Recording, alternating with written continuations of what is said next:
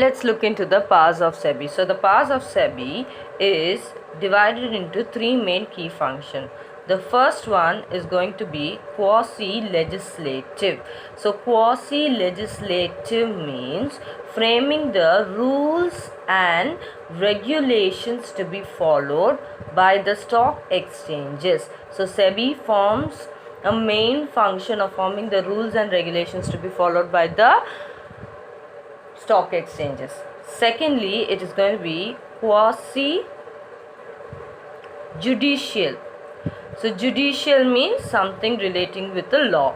So it is going to just like a court. So it is going to perform the functions of the court and settle disputes among the parties involved in the stock exchange. Thirdly, it's going to be quasi executive. So executive means executing the rules and regulations implemented. So it is going to implement the rules and regulations on the stock exchange.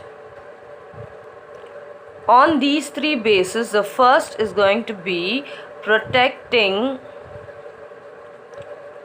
the investor. So we've already seen the main objective of SEBI is protecting the investor. So without an investor, stock exchange is meaningless. So protecting the investor. So how it is going to protect the investors is it is going to give adequate education. That is, it is going to educate the investors about the companies, the shares, and the process of stock exchange.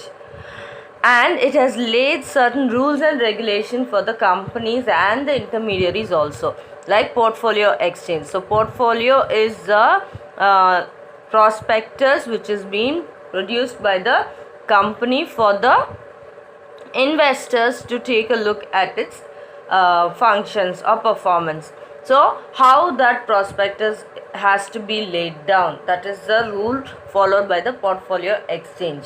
Next, certain rules are given to the intermediaries like underwriters and brokers. So in this way it is going to perform the function of protecting the investors. Next is the regulating and controlling. So it is going to regulate the business which is performed in the stock exchange, and it is going to regulate the intermediaries involved, mainly the brokers involved in the stock exchange, so as to smoothly function. The next function is to conduct inspection regularly and to take appropriate measures regarding any disputes or any differences which is being created during the inspection period. Fourth point is barring of insider trading. So we already saw what is insider trading between directors and promoters, as they know certain confidential matters of the stock exchange or matters of the company. So it is going to prohibit insider trading. Fifth point, it's going to prohibit deceptive, that is the false appearance created by the companies, and any unfair trade practices taking place in the stock exchange. Sixth point, controlling the intermediaries. So intermediaries play a major role in the floor of a stock exchange. Therefore, controlling the intermediaries, their functions, how they are going to perform their trade is being monitored by the SEBI. The seventh point, the SEBI is going to perform the function of issuing guidelines. So it is going to issue guidelines for two variations. One for business concerns, that is the companies which perform in the stock exchange, and secondly for the public issue.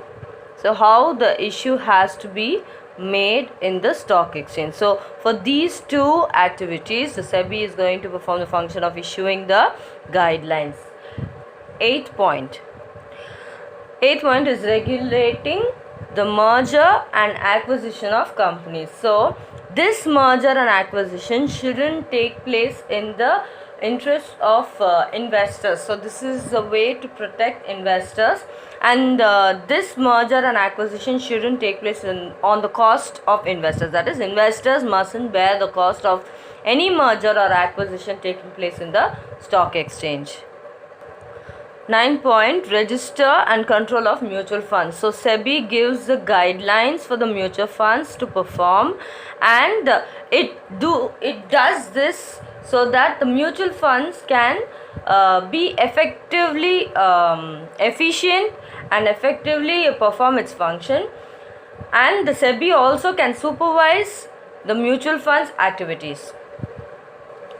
10 point is promoting self-regulatory organization of intermediaries. So self-regulatory organization, in the sense they have their own rules and regulations and policies followed by them in order to perform efficiently. So these intermediaries like brokers, underwriters form the self-regulatory organization.